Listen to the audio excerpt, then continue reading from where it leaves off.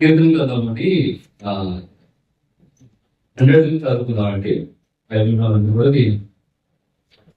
కూడా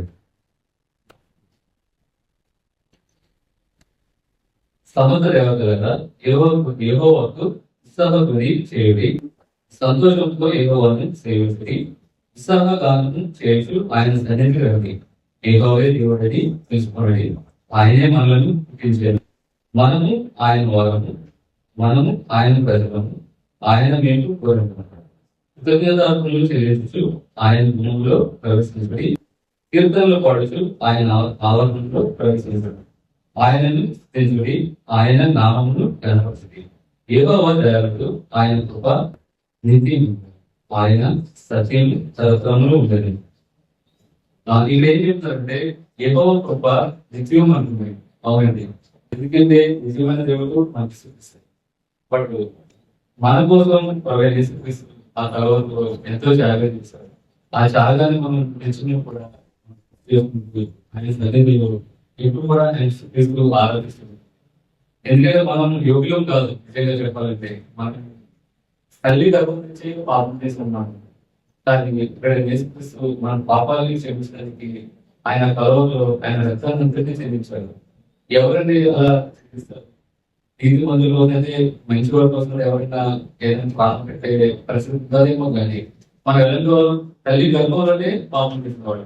అలాంటి మనల్ని ఆయన క్షమించి మన కోసం ఆయన కలవలో రక్తాన్ని చెల్లించి ఆయన మన గురించి పంపించారు.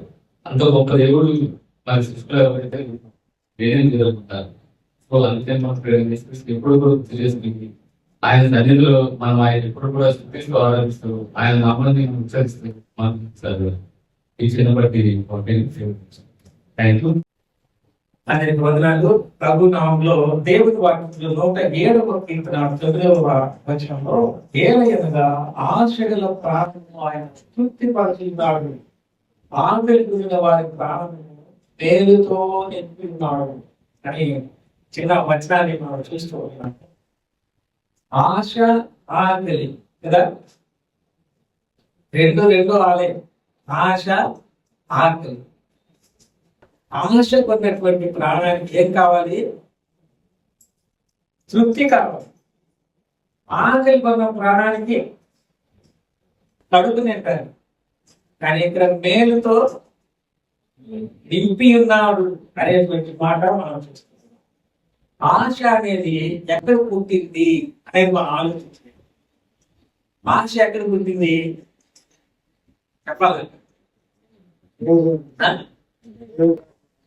ఏదైనా మనలో ఇంకా చెప్పాలా మీరు? అంటే నేను ఇంటికి వచ్చినాక దాని గురించి జవాబు చేసేటంటే ఆశ అనేది ఎక్కడ పుట్టింది అసలు? అది అందుకే మన ప్రొఫెసర్ ఆశ అనేది పరలోకంలో పుట్టింది. అంటే చెప్పింది బాగుంటుంది. ఆశ అనేది ఎక్కడ పుట్టింది? పరలోకంలో పుట్టింది. ఆశ అనేది ఎక్కడ పుట్టాలి అసలుకి? మనము ముందుకెళ్ళడానికి అవకాశాలు ఎక్కడున్నాయో వాటిని మనం చూసేటప్పుడు నేను ఆశ కలిగి ఉంటేనే కదా నేను బ్రతకగలుగుతాను. ఆశ అనేది లేకపోతే మనిషి బ్రతకలేదు. నిరాశ చెందినటువంటి వ్యక్తి చనిపోవాలని అనుకుంటాడు. కానీ ఆశ మంచిదే, కానీ దురాశ మంచిది కాదు. పరలోకంలో ఆశ అనేటువంటిది దురాశగా మారి దేవుని స్తుతించేటువంటి లూసిఫరు దేవుని కంటే పై స్థానాన్ని కోరుకున్నందు వల్ల ఏమైపోయాడు? పడిపోయాడు. నేటి సార్వత్రిక సంఘంలో, స్థానిక సంఘాలలో ఆశ పవిత్రమైందే, కానీ ఆయన కంటే నేనే గొప్ప, ఆయన కంటే నేనే బాగా చెప్పగలను, ఆయన కంటే నేనే అడ్మినిస్ట్రేషన్ బాగా ఇవ్వగలను, ఆయన కంటే అకౌంట్స్ నేనే బాగా చూసుకోగలను, నేను చెప్పినట్టు ఇంకొకరు చెప్పలేదు అనేటువంటి దురాశ ఏదైతే ఉందో దానివల్లే సంఘాలు ఇబ్బందులు, చిక్కులు వస్తా ఉన్నాయి. పెత్తనాలు అయిపోతున్నాయి. ఆశ ద్వారా పెత్తనాలు కిందకు వచ్చేస్తారు, కర్రపెత్తనం కిందకు వచ్చేస్తున్నారు. దురాశ అనేటువంటిది అది గర్భం ధరించి చివరికి ఎక్కడికి తీసుకెళ్తుంది? పాపానికి తీసుకుంటుంది. దానివల్ల మరణాన్ని తీసుకుంటుంది. కాబట్టి పైన లోకంలోనే పరలోకంలోనే మంచి స్తుతిస్తున్నటువంటి ఒక వ్యక్తి, దేవుడు ఎంతగానో హెచ్చించినటువంటి ఒక వ్యక్తి, అంతకంటే అసలు ఆయనే నేనైపోతే ఇంకెట్లా ఉంటుంది అనేటువంటి దురాశ ఏమైందంటే పతనానికి దారి. ఈ దురాశ అనేది గర్వానికి దారి తీసి తప్పైన కుమారుడు ఆశపడ్డాడు. ఏమని ఆశపడ్డాడు? నా తండ్రి దగ్గర వచ్చే నా ఆస్తి అంతటిని ఒకేసారి తీసుకుంటే ఎంత బాగుంటుంది అని ఆశపడ్డాడు. కానీ రాయబడిన మాట ఏంటంటే దుర్వ్యాపారము వలన అతడు తనకిచ్చిన ఆస్తి అంతటిని ఏం చేశాడు? పాడు చేశాడు అనే మాట మనం చూస్తున్నాం. ఆశ మంచిదే, కానీ దురాశతోటి కంటికి ఏది కనబడితే అది చూడడానికి, చెవికి ఏది వినపడితే అది వినడానికి, ఎక్కడ స్నేహం చేయాలనుకుంటే అక్కడికి వెళ్ళడానికి హద్దు ఆపు లేక దుష్ట స్నేహితులను రాయబడింది. అలాంటి స్నేహంతో తన యొక్క ఆశ ఎక్కడి దాకా తీసుకెళ్ళిందంటే చివరి ఆశ తప్పిపోయిన కుమారుల్లో మీరే చెప్పాలి. పందులు తినే పొట్టు తినడానికి ఆశ ఉందే లేదు బైబిల్లో. ఆశపడ్డాడు. మంచి ఆశ అయితే అది తండ్రి ఇంట్లో ఎప్పుడు సమృద్ధిగా ఉండేది. కానీ దురాశ ఎక్కడికి తీసుకెళ్ళిందంటే చివరికి తన యొక్క ఆశ పందులు తినే పొట్టు తిందామని అనుకున్నాడు, కానీ అవి గురుగురు అనుకుంటూ వీడిని నెట్టేస్తూ ఆ పొట్టు తినడానికి కూడా అర్హత లేకుండా చేసినట్టుగా మనం చూస్తున్నాం. కాబట్టి పాపము అనేటువంటి ఆశను చూపిస్తుంది, గర్వాన్ని తెస్తుంది, అది అనష్టానికి పడిపోవడానికి దారి తీసేదిగా ఉంటుంది. ఆశపడి ఎక్కడికో వీళ్ళు ఏదో సంపాదించుకుందాము అనేటువంటి ఆలోచన. కానీ ఈ పరిస్థితుల్లో నేను దేవుడు అడిగేటువంటి దానికి ఏ సమాధానం చెప్తామని దేవుని వాక్యంలో మనం చూస్తాం. కాబట్టి ఈ 107వ కీర్తన 9వ వచనంలో మనం ఏం చూస్తున్నామంటే ఆశ గల ప్రాణమును ఆయన తృప్తిపరచి ఉన్నాడు. ఆశ కలిగినటువంటి ప్రాణము మంచిదే. దేవుడు ఆ ఆశకి తృప్తిని అనుగ్రహించేవాడుగా మనం చూస్తున్నాం. దేవుని యొక్క సన్నిధిలో ఆకలితో ఉన్నటువంటి వాళ్ళు ఎప్పుడైనా వెనకకు ఆకలితోనే వెళ్ళినట్టుగా మనం చూపించగలమా? బైబిల్లో ఆహారం దొరకనటువంటి స్థలంలో పాత నిబంధనలో అసలు ఈ అధ్యాయంలో మొదటి 9 వచనాలు ధ్యానం మనం చూస్తే మన సమయంలో దేవుని ప్రజలని ఇశ్రాయేలీలు నడుస్తున్నటువంటి అరణ్య మార్గంలో అసలు వాళ్ళు అక్కడ ఎందుకు నడవాల్సి వచ్చింది? దేవుడు ఎందుకు వారిని అరణ్య మార్గంలో నుంచి తీసుకుని వెళ్ళాడు? నేను ధ్యానం చేస్తే కనీసం కాలిబాట కూడా లేనటువంటి చెట్లు చేమలు, ఏ దారిలో వెళ్తే ఎక్కడికి వెళ్తామో తెలియనటువంటి పరిస్థితి ఇశ్రాయేలీలు అరణ్యంలో నడిచేటప్పుడు ఉన్నటువంటి పరిస్థితి మనం చూస్తాం. కానీ వాళ్ళకి అక్కడ కొద్దిసేపు రెస్ట్ తీసుకోవడానికి వసతి కలిగినటువంటి పరిస్థితులు కూడా లేవని నా ధ్యానంలో నేను చూశాను. అందువల్ల ఆ అరణ్య మార్గంలో నుంచి దేవుడు పట్టణంలోనికి తీసుకుని వెళ్ళడానికి వాళ్ళను నడిపించినట్టుగా మనం చూస్తున్నాం. మన దేవుడు ఎప్పుడు కూడా అరణ్యంలో మనను నడిపించడానికి ఇష్టపడేవాడు కాదు. అరణ్యంలో నుంచి పట్టణంలోనికి నడిపిస్తున్నటువంటి దేవుని మనం చూస్తాం. ఎందుకు అలాగ నడిపించాల్సి వచ్చింది అని అంటే దేవుని సన్నిధిలో ఉన్న సంతృప్తిని విడిచిపెట్టి వాళ్ళు దేవుడు కానటువంటి వాటిని పూజ చేస్తూ దేవుడు కాదన్నటువంటి ప్రజల యొక్క మాటలను విని జీవము కలిగిన దేవుని నిర్లక్ష్యం చేసినందువలన వారికి బుద్ధి కలగడానికి ఆ అరణ్య ప్రయాణాన్ని ఒక ట్రైనింగ్ గా దేవుడు వారిని నడిపించడానికి ఏర్పాటు చేస్తున్నటువంటి ప్రదేశంగా మనము చూస్తాం. ఈ పాపం అనేటువంటి ఈ లోకంలో ఏ దారిలో వెళితే పరిశుద్ధత దొరుకుతుంది అని వెతుకుతూ ఉన్నటువంటి ఈ లోకంలో ఎక్కడికి వెళ్ళినా కూడా తృప్తి లేనటువంటి ఆత్మీయత కలిగినటువంటి ఈ లోకములో దేవుని పిల్లలమైనటువంటి మనము ఉన్నటువంటి స్థితిలో మనలను చక్కటి మార్గంలో నడిపించడానికి ఈ దేశంలో, ఈ ప్రపంచంలో ఎక్కడ కూడా పవిత్రత లేదు అని పైన ఉన్నటువంటి దేవుడు తొంగి చూసినప్పుడు, దేవుణ్ణి వెదికే వాళ్ళు కానీ, మేలు చేద్దామని ఆశ కలిగినటువంటి వాళ్ళు కానీ ఎవరు కూడా లేరు. అందుకని తన కుమారుని ఈ లోకానికి పంపించి ఆయన ద్వారా పరలోకానికి నిచ్చెన వేసి, దారి వేసి మనకు తిరిగి పోగొట్టుకున్నటువంటి ఆ పరలోక స్థానాన్ని దేవుడు కల్పించినట్టుగా మనం చూసుకుంటాం. యేసు క్రీస్తు ప్రభు అనే శరీరం అనే తెర ద్వారా మనకు తిరిగి పరిశుద్ధమైన దేవుని సన్నిధికి మార్గం అనేది, నేనే మార్గము, సత్యము, జీవము అని యేసు ప్రభు చెప్పాడు. మార్గము లేకుండా వెళ్ళలేము, సత్యము లేకుండా ఏదని తెలుసుకోలేము, జీవము లేకుండా అసలు బ్రతకనే. దేవుని యొక్క సన్నిధిలో ఉన్నటువంటి సంతృప్తిని కోల్పోయినటువంటి మనిషిని తిరిగి జీవం కలిగిన దేవుణ్ణి నేను కనుగొన్నాను, దేవుణ్ణి నేను నమ్ముకున్నాను, నేను నమ్ముకున్నటువంటి దేవుడు సజీవుడు, నేను అడుగుతున్నవి ఆయన వింటున్నాడు, ఇస్తున్నాడు, నన్ను చూస్తున్నాడు, నన్ను నడిపిస్తున్నాడు. ఈ అరణ్యం అనేటువంటి లోకంలో, ఈ హృదయంలో రకరకాల కక్షలు, కార్పణ్యాలు, మనకు ఇష్టం కాని ఎన్నో రకాలైనటువంటి దుష్ట తలంపుల నిలయంగా మిగిలినటువంటి మానవుని యొక్క తలంపులు, హృదయాలను జీవము కలిగినటువంటి దేవుని వాక్యము ద్వారా మనకు నిర్దేశిస్తూ సరి అయినటువంటి మార్గంలో నడిపిస్తున్నట్టుగా మనము గమనిస్తూ ఉన్నాం. అందువలన ఈ మొదటి 9 వచనాల భాగము, వాళ్ళు అలాంటి అరణ్యంలో నడుస్తూ వస్తూ ఉన్నప్పుడు మేము ఎక్కడ కూర్చోవాలా, ఎక్కడ వండుకోవాలా, ఎక్కడ తినాలా, ఇదే సణుగుడు అనమాట. మమ్మల్ని ఎందుకు ఇటు తీసుకొచ్చావు అనేటువంటి మాటలతో వాళ్ళు ఉన్నప్పుడు దేవుడు వాళ్ళకి ఎలాంటి ఆహారాన్ని ఇచ్చారంటే దేవదూతలు తినేటువంటి ఆహారం అని రాయబడింది కదండి. ఊరేళ్ళది మనం పట్టుకోగలమా?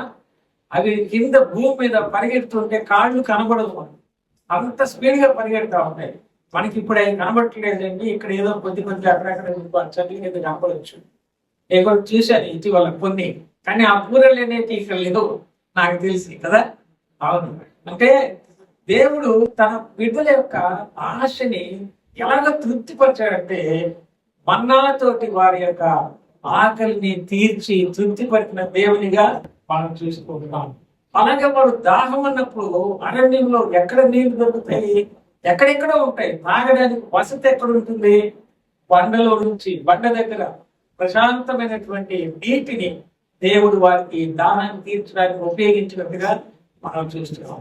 ఇన్ని చేస్తున్నా కూడా వాళ్ళు తృప్తి లేనటువంటి జీవితాలను వాళ్ళు గడుపుతున్నప్పుడు దేవుడు మాట్లాడుకుంటున్నాడు. దావీదు ఇవన్నీ ఆలోచించి చూసినప్పుడు తన రాజ్యంలో ఉన్నటువంటి ప్రజలతో కలిసి ఆయన నడుస్తున్నటువంటి పరిస్థితుల్లో తన రాజ్యంలో ఉన్నటువంటి ప్రజల యొక్క జీవన విశేషాల గురించి ప్రత్యక్షంగా చూసినటువంటి దావీదు దేవుడు ఎలాగ తృప్తిపరిచేవాడుగా ఉన్నాడనేటువంటి సత్యాలను అరణ్యంలో ఉన్నప్పుడే తెలుసుకున్నటువంటి దావీదు దేవుడు ఆశగల ప్రాణాన్ని తృప్తిపరచడయా అని రాసినటువంటి కీర్తనలో ఒక భాగము ఈ 107వ కీర్తన 9వ వచనంగా మనం చదువుతూ ఉన్నాం. ఈ లోకంలో తృప్తి అనేటువంటిది ఎక్కడ దొరుకుతుంది అంటే భోజనం చేసినప్పుడు తృప్తి అనేది వాస్తవానికి కడుపు నిండిన తర్వాత తేనెని ఇచ్చినా కూడా ఇంకో దాన్ని తినలేదు అని అంటారు. ఎంత మంచి బిర్యానీ ముందు పెట్టినా కూడా తినడానికి నీళ్ళు పడదు అంటారు. టైం పెట్టుకొని సరిగ్గా గంటసేపు తర్వాత మళ్ళీ ఇంకో ప్లేట్ తెమ్మంటారు కదా. ఇంకా దాంట్లో తృప్తుందని మనం చెప్పగలమా? నిద్రపోండ్రా నాయన అంటే నైట్ డ్యూటీ చేసి పొద్దున 6 గంటలకి డ్యూటీ దిగి పడుకోవడానికి మొదలుపెట్టి అన్నానికి కూడా లేకొద్దు అని చెప్పి సాయంకాలం 6 గంటల దాకా నిద్రపోయి మళ్ళీ భోజనం చేసి మళ్ళీ డ్యూటీకి వెళ్తే తృప్తి ఉంటుంది ఆ నిద్రలో? నీకుంటుందో లేదు నాకు తెలియదు. నాకైతే మానవుని యొక్క జీవితంలో తినే విషయంలోనైనా పడుకునే విషయంలోనైనా తృప్తి అనేది ఉండనే మనము టైం పెట్టుకొని పలాంటి టయానికి తినాలి, పలాంటి టయానికి లేవాలి, పని చేసుకోవాలి అని అనుకొని మనం వెళ్తే తప్ప నిద్రలో కానీ తిండిలో కానీ మనకు తృప్తి అనేది సంపాదనలో తృప్తి ఉంటుందా? ఏమో నాకైతే తృప్తిగా ఉన్నట్టు అనిపించట్లా. మానవ జీవితంలో సంపాదనలో కూడా తృప్తి అనేది ఇంకా సంపాదించాలని దేనిలో కూడా తృప్తి పడినటువంటి మనిషికి దేవుని సన్నిధిలో తృప్తి ఉంది. నీ సన్నిధిలో సంపూర్ణ నెమ్మది ఉంది. నీ కుడి చేతిలో దీర్ఘాయుష్ ఉంది. నీ ఎడమ చేతిలో ఘనతలు ఉన్నాయని సామెతల గ్రంథంలో మనం చూస్తాం. దేవుని వాక్యంలో మనం గమనిస్తున్న మాటలో ఆశ గల ప్రాణము దేవుడు తృప్తిపరిచేవాడుగా ఉన్నాడని మనం చూస్తున్నాం. 132వ కీర్తనలో 11వ వచనం నుంచి 15వ వచనం వరకు మనం చూద్దాం. 132వ కీర్తన 11వ వచనం. యెహోవా సీయోనును ఏర్పరచుకుని ఉన్నాడు, తనకు నివాస స్థలముగా ఆయనని కోరుకుని ఉన్నాడు. ఇది నేను కోరిన స్థానము, ఇది నిత్యము నాకు విశ్రమ స్థానముగా ఉండును. ఇక్కడనే నేను నివసించదను, దాని ఆహారమును నేను నిండారులుగా దీవించదను. దానిలోని బీదలను ఆహారముతో తృప్తి పరచెదను. బీదలను తృప్తిపరిచేటువంటి దేవుడు, బీదలను తృప్తిపరిచేటువంటి దేవుడు. బీదులు అనేటువంటి వాళ్ళు ఎవరు అనంటే దేవుని ఎవరైతే ఎరుగకుండా ఉన్నారో వాళ్ళే నిజమైనటువంటి అన్నమమ్మా అని అడిగితే ఎవరైనా అంత అన్నము పెడతారు, తింటారు. కానీ జీవము కలిగిన దేవుని ఎరుగకపోవడమే బీదు. అందుకని యేసు ప్రభుని గురించి ప్రవచనంలో బీదలకు సువార్త ప్రకటించబడుతుంది అంటాడు. దాని ఉద్దేశము కేవలము బీదలు ఉన్న స్థలానికే వెళ్ళి మనం సువార్త చెప్పాలని కాదు. దేవుని ఎరిగిన ప్రతి ఒక్కరు కూడా బీదలుగా ఉన్నట్టుగా మనం చూస్తాం. ఇక్కడ దాని యొక్క ఆహారం నేను నిండారులుగా దీవించదును, దానిలోని బీదలను ఆహారంతో తృప్తిపరచదును అని మాట్లాడుతూ యెహోవా సీయోనుని ఏర్పాటు చేసుకుని ఉన్నాడు. ఆయన తనకు నివాస స్థానంగా ఏర్పాటు చేసుకున్నాడంటే సీయోను అంటే ప్రేమ, దేవుని యొక్క సంఘానికి సాదృశ్యంగా మనము చూస్తాం. దేవుడు సంఘాన్ని కోరుకుని ఏర్పాటు చేసుకుని ఉంటే మరి సంఘములో ఏముంటుంది అని 15వ వచనం మనం చూస్తే దాని ఆహారము నేను నిండారులుగా దీవించదను. సంఘంలో ఏముంటుంది? ఆహారం ఉంటుంది. ఏం ఆహారము? ఇప్పుడు ఆత్మీయ ఆహారం కాదు, శరీర సంబంధించిన ఆహారాలకి నిలయంగా సంఘాలన్నీ ఏర్పడతా ఉన్నాయి. సమృద్ధి అయినటువంటి ఆహారం ఎంతమంది వచ్చినా సమృద్ధిగా ఉంది, దాంతోనే సంతృప్తి పడుతున్నారు. కానీ జీవం కలిగిన దేవుని వాక్యాన్ని ఉన్నట్లుగా విరిచి వడ్డించేటువంటి ఉపదేశకులు, దేవుని యొక్క వాక్యము సమృద్ధిగా ఉన్నటువంటి సంఘం ఉందా అంటే ఏమో ప్రశ్నార్థకమే కదా. నేటి దినాలు అట్లాంటి సంఘాలు చాలా తక్కువ.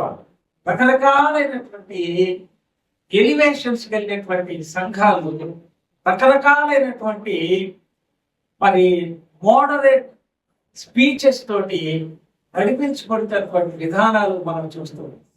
దేవుని ఆత్మ నడుపుదలతో ఏ వ్యక్తికి అవసరము, దేవుని యొక్క మందిరంలో ఏమి ఉండాలి అనేటువంటి మనం చూస్తాం.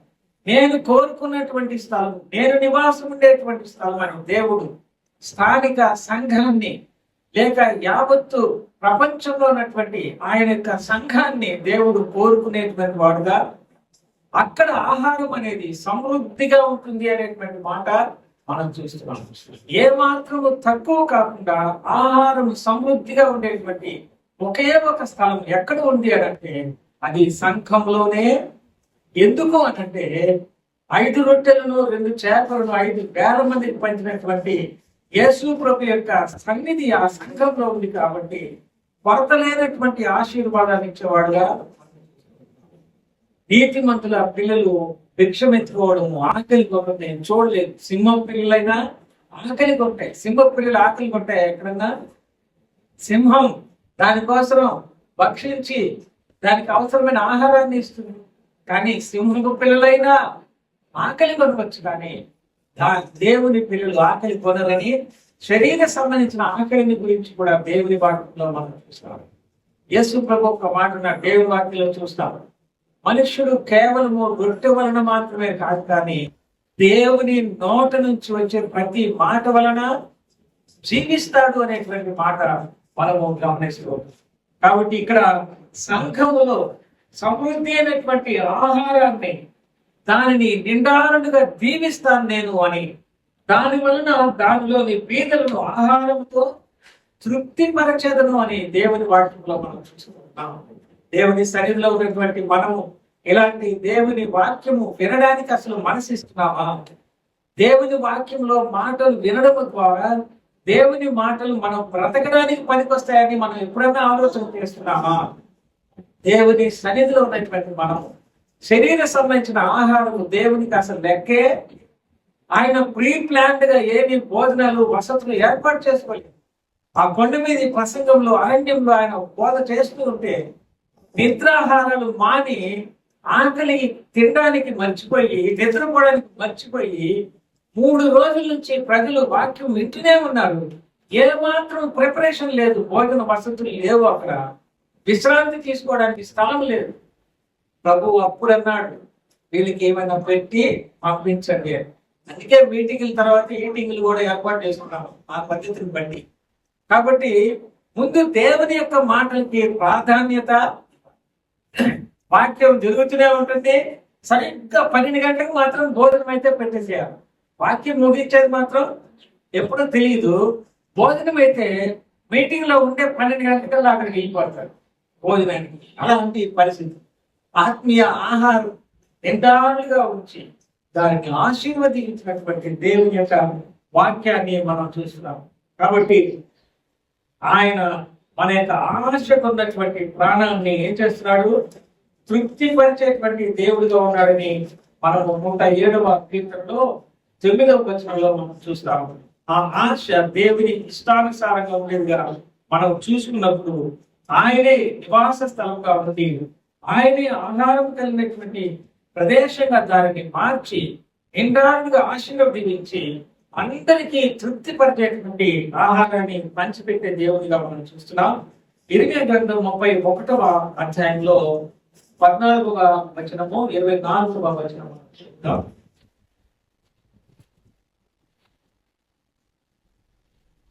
ఇర్మియా గ్రంథం 31వ అధ్యాయము 14వ వచనం. ప్రభుతో యాజకులను సంతోషపరచెదను, నా ఉపకారములను తెలుసుకొని తృప్తి పొందుదురు. నా జనులు నా ఉపకారములను తీసుకొని తృప్తి పొందుదురు. ఇదే యెహోవా వాక్కు. ప్రభుతో యాజకులను సంతోషపరచెదను అని. ప్రభుతో యాజకులు అంటే ప్రభు ఎప్పుడైనా తిన్నారో లేదు, కానీ ఇప్పుడు మాత్రం ప్రభు తీసేసి మటన్ ఇవ్వండి అని అడుగుతారు కదా. ఎందుకంటే గుండె జబ్బులు వస్తున్నాయి అవి ఇవి అని. నేను రమేష్ హాస్పిటల్లో మొదట స్టంట్ చేసుకోవడానికి వెళ్ళినప్పుడు ఒక డాక్టర్ నన్ను బెడ్ దగ్గరకు వచ్చి, ఎందుకు మీ పాస్టర్లు అందరూ స్టంట్ చేసుకోవడానికి వస్తున్నారు అని అడిగింది. మేడం, నేను రైల్వే ఎంప్లాయీని, రిటైర్డ్ ఎంప్లాయీని, పాస్టర్ కాదంటే. మిమ్మల్ని చూస్తుంటే అటు అనిపించడం లేదు, పాస్టర్ కాకున్నారే. దేవుని వాక్యం చెప్తానండి అని. అంటే ఇక్కడ చదువుకుంటే దేవుడు ఏం చేస్తున్నాడు? ప్రభుతో తన యాజకులను తృప్తిపరుస్తున్నాడు అనే మాట. ప్రభు అని అంటే ఏమో కాదు, బలము కదా. ప్రభునటువంటి పొట్టే ఇస్సాకుకు బదులుగా దేవుడు అబ్రహాముకు అనుగ్రహించినట్టుగా మనం చూసాం. ప్రభుతో యాజకులను తృప్తిపరచడానికి పెట్టినటువంటి దేవుడు తన యొక్క సేవకులకు ఎవరు కూలిచ్చేది? దేవుడే. బలపరిచేది ఎవరు? దేవుడే. ఆయన వర్తమానాన్ని ఇచ్చేది ఎవరు? దేవుడే. తృప్తిపరిచేది ఎవరు అంటే ఆయనే. దేవుడు తన యాజకులను తృప్తిపరిచేవాడుగా నాడు అని మనం చూస్తున్నాం. నిబద్ధత కలిగి, యథార్థత కలిగి, సత్యం కొరకు జీవించేటువంటి సేవకులు మనము చూస్తే దేవుని చేత పోషించబడేటువంటి అనుభవాన్ని కలిగిన వాళ్ళు ఎన్నో సాక్ష్యాలను చంపుకునేటువంటి వాళ్ళుగా ఉంటారు. అంతేకాకుండా నా జనులు నా ఉపకారములను తెలుసుకొని తృప్తి నొందుదురు అని. I will satisfy my people with my goodness. దేవుని మంచితనముతోటి తన ప్రజలను దేవుడు తృప్తిపరుస్తాడు అనే మాట మనం చూస్తాం. ఆహారంతో తృప్తిపరిచే దేవుడు మన పరిస్థితులకు ఏది అవసరమో దానిని బట్టి మనను తృప్తిపరిచేటువంటి దేవుడు, సంఘములో దేవుని వాక్యము ద్వారా తృప్తిపరిచేటువంటి దేవుడు, శరీర సంబంధించిన ఆకలిని తీర్చి తృప్తిపరిచేటువంటి దేవుడు. కానీ అవన్నీ కూడా ఒక ప్రక్కన ఉంటే I will satisfy my redeemed people with my goodness అంటున్నాడు ఇక్కడ. నా మంచితనముతోటి, నా ఉపకారములతోటి నా ప్రజలను నేను తృప్తిపరుస్తాను అని. ఎవరు మనకు ఉపకారం చేస్తారు? లోకంలో ఉపకారం చేసే వాళ్ళు ఎవరైనా ఉన్నారా? ఎక్కడైనా మనకు కనబడతారా? ఉంటారు, లేదని మనం చెప్పడానికి లేదు. కానీ అది తాత్కాలికమైనటువంటి ఉపకారం. కానీ దేవుడు మనకు చేసేటువంటి ఉపకారం ఎలాంటిదంటే అది మనల్ని సంతృప్తి పరిచేటువంటి ఉపకారంగా మనం చూస్తాం. అందుకని ఆయన అందరికీ ఉపకారి. మనుషులు మంచితనాన్ని బట్టి లేకపోతే లేవలేని స్థితిని బట్టి దయాదాక్షిణ్యాలు ఉపకారం చేస్తే చేయవచ్చు, తప్పదు, చేస్తారు కూడా. కానీ దేవుడైతే ఎవరికి ఉపకారైనా? అవసరంలో ఉన్న వాళ్ళకే కాదు, అందరికీ ఉపకారి అని వ్రాయబడింది. కాబట్టి మనకు ఒక తృప్తి కావాలి. ఏం తృప్తి అది? దేవుని చేత మనకు దొరికేటువంటి ఉపకారాలు మనకు కలిగినప్పుడు ఆ యొక్క సాటిస్ఫాక్షన్ చాలా స్పెషల్ గా ఉపకారాలతోటి సంతృప్తిని పరిచేటువంటి దేవుడిగా ఈ వార్త భాగంలో మనం గమనిస్తాం. గాడ్స్ లిటరల్ గైడెన్స్ అనేది ఆయన అక్షరార్థంగా మనల్ని పైనుంచి చూస్తూ మనల్ని నడిపించేటువంటి విధానంలో ఈ ఉపకారాలు అనేటువంటివి ఎక్కడ ఉన్నాయి అని మనం వెతికేదానికి అవకాశం ఉండదు. ఎక్కడికి వెళితే అక్కడ మనకు అవసరమైనటువంటి ఉపకారాన్ని దేవుడు తీర్చేవాడుగా అది మనం చూస్తున్నాం. ఈ మోడరేట్ నావిగేషన్ ఏం చేస్తుందంటే మనం పెట్టినటువంటి లొకేషన్ మనం అనుకున్నట్టు అది చక్కగా తీసుకుని వస్తా ఉంటుంది, వదిలిపెట్టేస్తుంది అన్నమాట. ఇంకా తర్వాత మనం ఎక్కడికి పోవాలనేది యువర్ లొకేషన్ రీచ్డ్ అని ఎండ్ అయిపోతుంది. కానీ మన ఉపకారం దేవుడు నడిపించేటువంటి ఈ నావిగేషన్ అనేటువంటిది, ఆయన గైడెన్స్ అనేటువంటిది ఈ లోకంలో మనం ఉన్నంత వరకు ఒక్కసారి ఆయన్ని నమ్ముకొని ఆయన కొరకు మనం ఇష్టంగా ఇష్టపడితే మనల్ని అంతం వరకు నడిపిస్తూ వెళ్ళేటువంటి ఉపకారంగా మనం చూస్తున్నాం. ఆయన ఉపకారం కూడా మనకు సంతృప్తినిచ్చేటువంటిగా ఉంది అని మనం చూస్తున్నాం. ఏది రైట్ వే అనేటువంటిది దేవుడే మనకు చూపించి నడిపించే వాళ్ళలో ఉన్నాడనేటువంటి సత్యాన్ని ఈ వార్త భాగంలో మనము గమనిస్తూ ఉంటున్నాం. నేను దాని గురించి చెప్పాలనుకోవట్లేదు, కానీ సోమరి పరిస్థితి ఏమేమో చూస్తూ ఉంటాడు, కానీ చేతితో తీసుకొని అన్నం పెట్టుకోవడానికి కూడా సోమరితనం అడ్డం వస్తుందని దేవుని వాటిని మనం చూస్తాం. కానీ పేతురు పత్రికలో దేవుని నమ్మినటువంటి తన బిడ్డలు నిష్ఫలులు కాకుండా ఉంటారు, వారు సోమరులు కాకుండా ఉంటారు అనేటువంటి మాట కూడా మనం చూస్తాం. కానీ మన జీవితంలో సంతృప్తికరంగా ఈ లోకంలో మనం జీవించాలి అంటే జీవం కలిగిన దేవుని నమ్ముకుంటేనే అది సాధ్యమవుతుంది. అంతేకాని మనం దేవుని విడిచిపెట్టి మనం సంతృప్తి పొందుదామని ప్రయత్నం చేస్తే దానివల్ల మనకు ప్రయోజనం అనేది లూకా సువార్తలో 1వ అధ్యాయంలో 53వ వచనంలో మరియ చక్కటి పాట పాడుతుంది. ఆ స్థలంలో లూకా సువార్త 1వ అధ్యాయము 53వ వచనం, ఆకలి గురిన వారిని మంచి పదార్థములతో సంతృప్తి పరచి ధనవంతులను వట్టి చేతులతో పంపివేశాను. అని చూడండి ఎట్లా పాల్పడించాం. ఈమె ఆ దావీదు వంశంలో చాలా ఎన్నికలైనటువంటి బీదరాలుగా ఉన్నటువంటి ఒక కన్యక. ఆమెని దేవుడు కోరుకుని ఆమె గర్భము ద్వారా ఈ లోకానికి ఆయన రావాలని ఇష్టపడి ఆమెను కోరుకున్నప్పుడు ఎలిజబెత్ ని కలుసుకున్నటువంటి ఆ సందర్భంలో ఆమె పాడినటువంటి ఒక పాటలో ఆమె తెలియజేస్తుంది ఏంటంటే, ఆకలి కొనిన వారిని మంచి పదార్థాలతో సంతృప్తి పరిచి ధనవంతులను వట్టి చేతులతో పంపిణీ చేశారు. చూసారా, ధనవంతులకి ఆకలి లేదు, వట్టి చేతులతో పంపించేశాడు. అంటే ధనవంతుడు పరలోక రాజ్యంలో ప్రవేశించడం కంటే సూది బెంచములో ఉంటె దూరుట సులభము అని దేవుని వాక్యంలో మనం చూస్తాం. దీన మనసుతో ఎవరైతే ఉంటారో వారికి దేవుడు తృప్తినిచ్చేటువంటి వాడుగా ఉన్నాడు అని మరియా పాడినటువంటి పాటలు భాగాన్ని మనం చూస్తున్నాం. అవి ఎలాంటివి అంటే మంచి పదార్థములతో తృప్తినిచ్చేటువంటి దేవుడు, మంచి గోధుమలతోటి, మంచి తేనెతోటి, మేలిమి బంగారంతోటి, ఇవన్నీ దేవుని వాక్యానికి సాదృశ్యంగా మనం చూస్తున్నాం. మంచి పదార్థము అనేటువంటిది ఎక్కడైనా ఉందా లోకంలో? దేవుని వాక్యమే మంచి పదార్థం. ఎందుకంటే దాన్ని సిద్ధపరిచినటువంటి వాడు దేవుడే, మంచివాడు దేవుడు కనుక ఆయన ఇచ్చేటువంటి పదార్థం కూడా మంచిది. కాబట్టి ఆ మంచి పదార్థములతోటి దేవుడు తృప్తిపరిచినటువంటి వాడు అని ఇక్కడ మరి పాట పాడినట్టుగా మనం గమనిస్తూ ఉన్నాం. కాబట్టి ప్రియ సోదర సోదరులారా, ఈ రోజు మనం ధ్యానం చేసిన చిన్న ధ్యానం ఏంటంటే, ఆశ కొన్న ప్రాణాన్ని దేవుడు ఏం చేస్తాడు? తృప్తిపరుస్తాడు. ఆకలి కొనిన వారికి ఆయన ఏం చేస్తాడు? మేలుతో తృప్తిపరుస్తాడు. కాబట్టి మనకు దేవుని యొక్క ఆ తృప్తి అనేటువంటిది ఎన్ని విధాలుగా ఉందని మనం కొద్ది సమయంలో ధ్యానం చేయడానికి ప్రభు మనకు కృప చూపించాడు. ప్రయాణంలో ఆయన నడిపించేటువంటి జీవితాన్ని ఆయన తీసుకొని మనం నడిపించేవాడుగా మనం చూస్తున్నాం.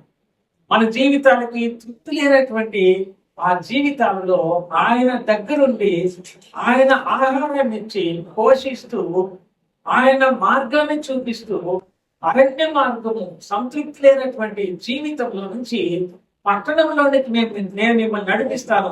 అక్కడ మీరు తవ్వుకోకుండానే బావులు ఉన్నాయి, మీరు కట్టకుండానే భవనాలు ఉన్నాయి, అవన్నీ ఖాళీ ఉన్నాయి, అవి మీరు తీసుకోవడం అక్కడ నివాసం ఉండొచ్చు అని ఆ పరమ కనాను పరలోక పట్టణానికి సాదృశ్యంగా నాటి దినాల్లో ఇశ్రాయేలు దేవుని ప్రజలకు కనానులోనికి నడిపించడానికి, వారికి పాఠం నేర్పించడానికి ఆ ఇరుకైనటువంటి దారి లేనటువంటి స్థలంలో, విశ్రాంతి తీసుకునే వసతి లేనటువంటి స్థలంలో దేవుని ప్రజలు ఎలాగైతే నడిపించడానికి ఇష్టపడ్డాడో, అలాగనే ఈ భూలోకంలో మార్గము లేనటువంటి ఈ పాప భూయిష్టమైనటువంటి అరణ్యం లాంటి లోకంలో ఎటుపోదాం, ఏం చేద్దామని తోచుపడదనేటువంటి పరిస్థితుల్లో దేవుడు మంచి గైడెన్స్ ఇచ్చి ఈ మోడర్న్ నావిగేషన్ ఎలాగైతే మనం తీసుకుని వెళ్ళి వదిలిపెట్టి అర్థమైపోతుందో అలాగే కాకుండా ఆయనే మనల్ని చివరి వరకు నడిపించి మన ఆకలిని తీరుస్తూ మంచి పదార్థాలతో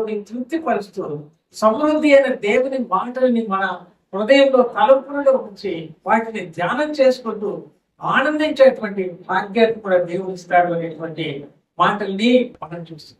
అంతేకాకుండా దేవుడు ఆకలి తీర్చి తృప్తిపరిచే దేవుడే కాదు, కానీ ఆయన ఉపకారముల ద్వారా మనల్ని తృప్తిపరిచే దేవుడు అని మన గృహంలో, మన ఇంట్లో, మన యొక్క అవసరాలు ఎన్నో ఉంటాయి. అందరికీ మనం చెప్పారు. అది ఎవరు మేలు చేస్తారు, ఎవరు ఉపకారం చేస్తారంటే లోకంలో ఎవరు కూడా మనకు ఉపకారం చేసే వాళ్ళు ఉండకపోవచ్చు. మనం వాళ్ళకి చెప్పడానికి కూడా వీలు పడిన ఉపకారాలు ఉండవచ్చు. అని దేవుడు ఉపకారం చేస్తూ నేను నా బిడ్డలని సాటిస్ఫై చేస్తాను. I will satisfy my redeemed people with my goodness అని ఇంగ్లీష్ తర్జుమాలో మనం చూస్తాం. కాబట్టి అన్ని విధాలుగా మనం నమ్ముకున్నటువంటి యేసు ప్రభు మనను శరీర సంబంధించిన ఆకలి తీర్చి తృప్తిపరిచే దేవుడు, మేలుతో తృప్తిపరిచే దేవుడు, ఉపకారాలతో తృప్తిపరిచే దేవుడు, అంతము వరకు మనను నడిపించి అనంతమైనటువంటి పరలోకంలో బంగారు వీధులు వెళ్ళేటువంటి పట్టణానికి ఈ లోకము నివాస యోగ్యం కాదు అని చెప్పి మనల్ని నడిపిస్తూ ఉన్నటువంటి దేవుడుగా ఈ లోకంలో ఈ శరీరంలో ఉన్నంత మటుకు, ఈ ఆయుష్కాలంలో ఉన్నంత మటుకు, ప్రభువు వచ్చేంత వరకు ఏమి తింటామో, ఏమి త్రాగుతామో, ఎవరు ఉంటామో అనే ఆలోచన లేకుండా ప్రభు యొక్క కార్యాలను గురించి ఆయన నీతిని గురించి మనం చూస్తూ ఉంటే మనకు తెలియకుండా ఎలాగ ఇవన్నీ సమకూర్చబడ్డాయి అని మనం ఆలోచన చేసుకుంటూ ప్రభుని స్తుతించేటట్లుగా ఆయన మనకు తన ఉపకారాల ద్వారా కూడా సంతృప్తి పరచడానికి మాటల్ని మనం వినగలుగుతూ ఉంటున్నాం. అలా ఉన్న ఈ మాటలు నెమరు వేసుకుంటూ ప్రభు వరకు మరి ఆశ కలిగి దురాశను విడిచి జీవించడానికి చిన్న తలపులు మనకు సహాయము చేయండి. Thank you.